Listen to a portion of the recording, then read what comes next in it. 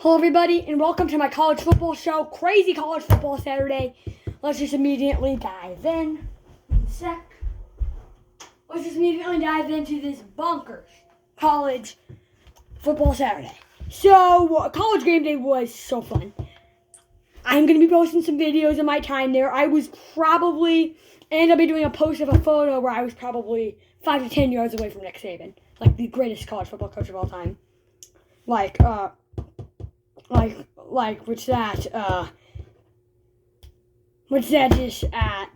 just makes me so happy.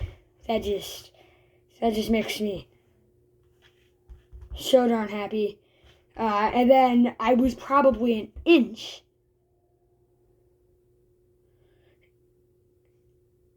And I was probably an inch, and I'm also gonna post a photo maybe because it's on my dad's phone, but of where I was like an inch away from Pat McAfee, and I'm pretty sure. I mean, it wasn't like a big high five, kind of like gentle, but I'm pretty sure he high fived me, and that is so cool that Pat McAfee high fived me.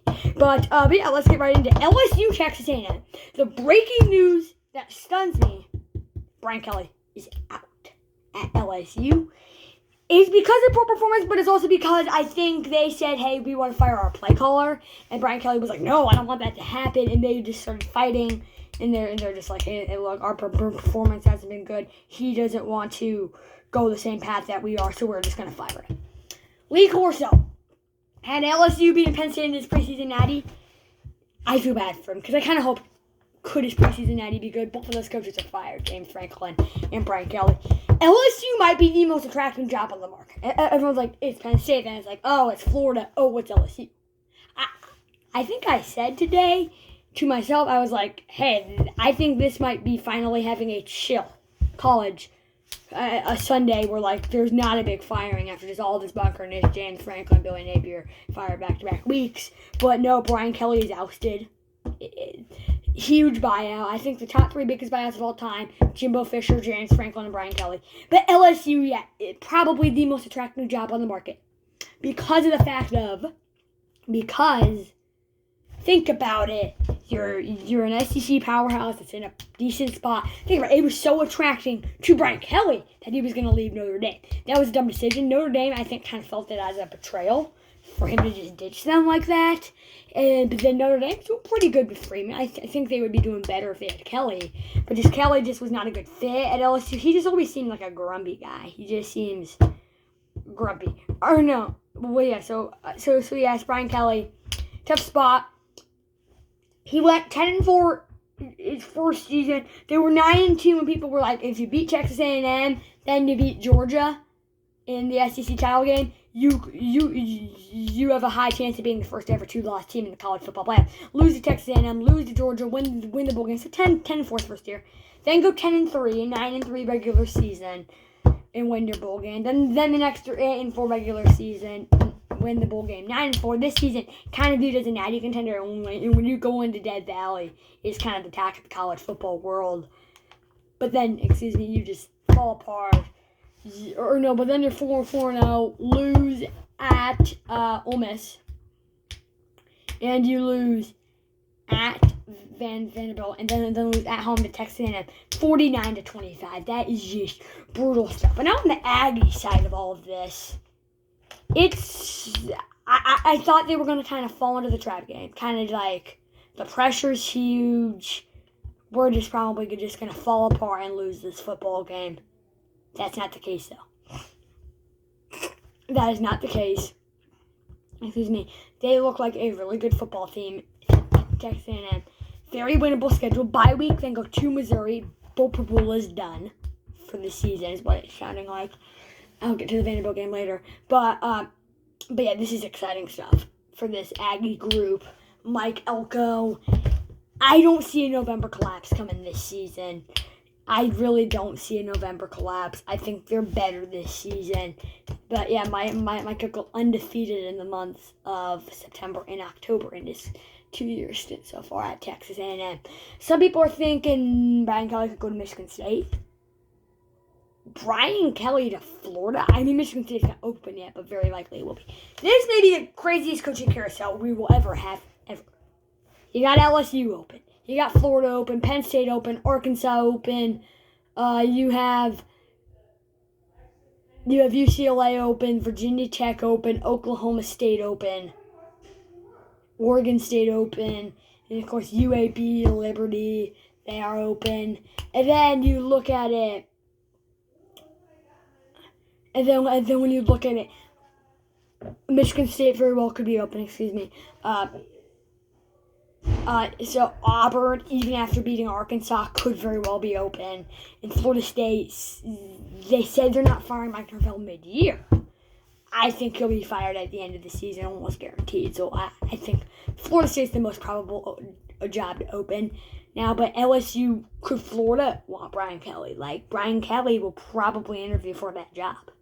I don't know how Florida fans would feel about that. They would probably be like, probably better than Billy Napier, but I think I would feel better with Lane Kiffin 100%. But, like, it was just a rough year for LSU. I still think Kelly's a good coach. I think my dad said he just wasn't a good fit, which I can see that. Him and Hugh Freeze just always seem grumpy, in my personal opinion. I don't know why they're always grumpy, but it just feels like they are. But, so LSU makes the move. You know, you come in, people are saying this could be a natty year. Nussmeier has been maybe the most disappointing quarterback in the country, being a preseason Heisman favorite and just falling apart. And he was the Heisman favorite after week 1 with Jeremiah Smith not balling out against Texas. Arch Manning playing bad against Ohio State, and then him not playing great Garrett Nussmeier, but like playing better than Cade Klubnik, his opponent, and beating him. But yeah, it's been rough for Garrett Nussmeier as a quarterback. Maybe LSU, they have a bye week. And then after the bye week, it's at Alabama. They also got to go to Norman for the last week, and they got 2 other pretty good opponents. There's a high chance, or they have like Sam, or no, that's Texas A&M. But yeah, there's a high chance LSU 7-5, especially now that Kelly has been fired. Let's get to some other games. Vanderbilt, Missouri, great game. I didn't go to it, but college game day was so fun. So fun to be at college game day. High five and Pat McAfee, like I already said. It was just so fun. And because I was not in the pit, and I personally wouldn't want to be in the pit. Because, like, I was right next to the game day dashboard, and when I high-fived McAfee, it's when he was going through after the field goal kick, which that was the most amount of money they have ever given away. $500,000. It was $500,000, which is crazy. I was there. But, doors, open to not crack under pressure. 3-3 at halftime, 10-3 doors going the fourth, and it was 17-10. Missouri looking for a Hail Mary as time expires, and it's caught just like 1 yard short. So Vanderbilt, if they just would have gotten 1 more yard, that would have been maybe the biggest mistake, and I would have been so mad. But yeah, I think Vanderbilt is a really good football team. I think Glenn and Texas will be tough. Arch Manning might be out. I'm gonna see actually what you're saying right now, but if he's out, I think you have got to feel good about yourself. If you're,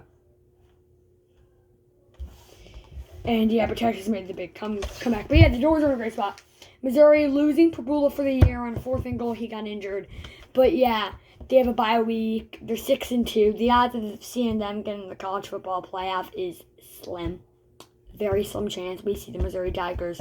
If you're a Missouri fan, you're disappointed. You are 1,000% not happy with what your program has done.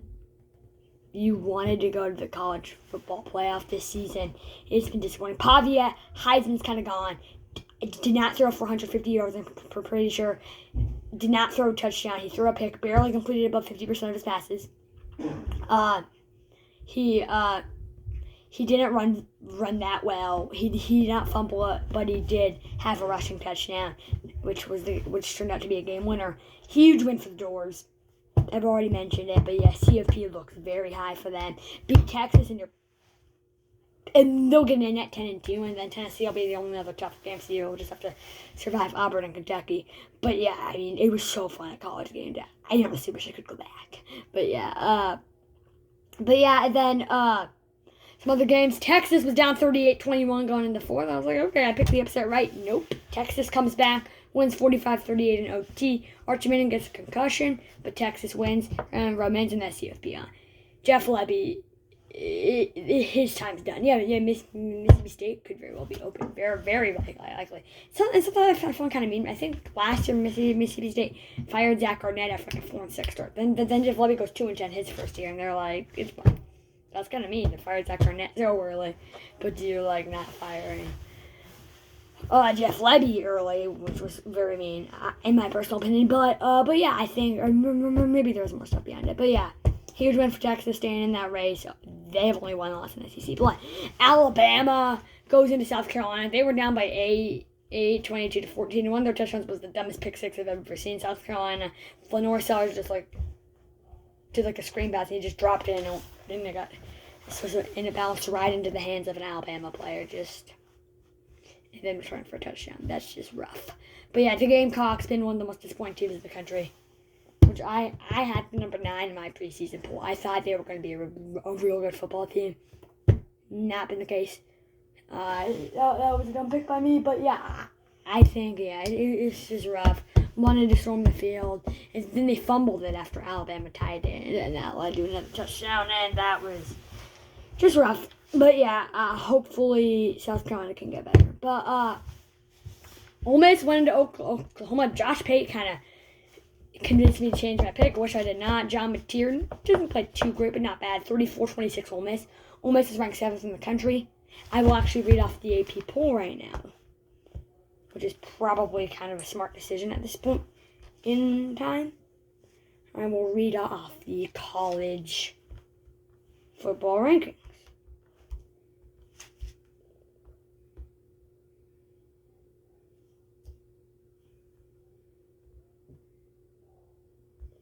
Okay, so the rankings. Number 1 is Ohio State. Number 2 is Indiana. Number 3 is Texas A&M. 4 is Alabama. 5 is Georgia. 6 is Oregon. 7 is Ole Miss. 8 is Georgia Tech. 9 is Vanderbilt. 10 is Miami, but they are tied with BYU, so they're both number 10, so that is not a number 11. Number 12 is Notre Dame. 13 is Texas Tech. 14 is Tennessee. 15 is Virginia. 16 is Louisville. 17 is Cincinnati, 18 is Oklahoma, 19 is Missouri, 20 is Texas, 21 is Michigan, 22 is Houston, 23 is USC, 24 is Utah, and 25 is Memphis. It's a big win for Ole Miss. They have a cakewalk last 4 games, but what people have to notice is Ole Miss, I've noticed, always struggles against Mississippi State. Mississippi State's actually a pretty good team. Could very well be 7-1 right now. So I think that is a very easy trap game on Thanksgiving Day. But yeah, I'm not saying it's going to happen, but I think that kind of feels sort of like a trap game. But yeah, Memphis, South Florida. Memphis looked to bounce back, down by 14 going into the 4th. They don't care. Then South Florida misses a game-tying field goal, 34-31. The Memphis Tigers, huge win, right back in that CFP mix. Have the highest chance of any group of 5 school to get in. Tulane plays on a Thursday. That's a big one, which is October 30th. Yeah, it's getting exciting as we roll into November. October is over, or that was the last Saturday in October. Tulane still plays in October. Memphis plays on Friday in October, which is Halloween. So yeah, I think more games. There actually wasn't any other big ones. There wasn't really any upsets. Houston beat Arizona State. I won the whole thing on Friday. I think Houston's good, and then I didn't even pick Houston. Still should have. Arizona State outscores them 16-0 in the last quarter, but loses 24-16. Their CP ups are pretty much dead. They're in a great spot, in my personal opinion. Houston, their next 3 games aren't that tough. They'll probably flounder, but I hope they don't. But then going into Waco will be tough. But if they win that game, there is a high chance they'll be in the Big 12 title game. But even if they're not, or actually they probably won't be, just because Cincinnati's undefeated in conference play. Texas Tech's ahead of them because they have the tiebreaker. there's Cincinnati, and then there's BYU, but Cincinnati could take a loss to Utah. That's where College Game Day is going. But yeah, I think Houston, they might not want to make the Big 12 title game. If they get in at 11-1, they might be in the CFP, honestly. But yeah, there nothing much else really happened. But yeah, I think LSU best job on the market, in my opinion. But Utah blows out Colorado 53-7, very impressive. Washington beats Illinois. Illinois is out now, and BYU was down by 2 touchdowns at a point in time, down by a touchdown at halftime. Ultimately wins by 2 touchdowns. Iowa State 3-game skid. Season's over. Iowa blows out Minnesota 41-3. They got a bye week, then host Oregon. Potential upset. Who knows? Also, another job most likely to be open, Wisconsin. They lost 21-7. Fortunately, got a touchdown. So 7 points in their last 3 games combined. But that's it for this episode of College Football Show. Brian Kelly fired. Huge news. But I will see you tomorrow for Big 12 Monday. Make sure to like and subscribe. And I had such a fun time at College Game Day. I'll be posting some videos about my time there. Maybe do some posts about photos. Hopefully I can get one of where I was like 1 inch away from Pat McAfee. Well, make sure to like and subscribe. And I'll see you tomorrow for Big 12 Monday. Bye now.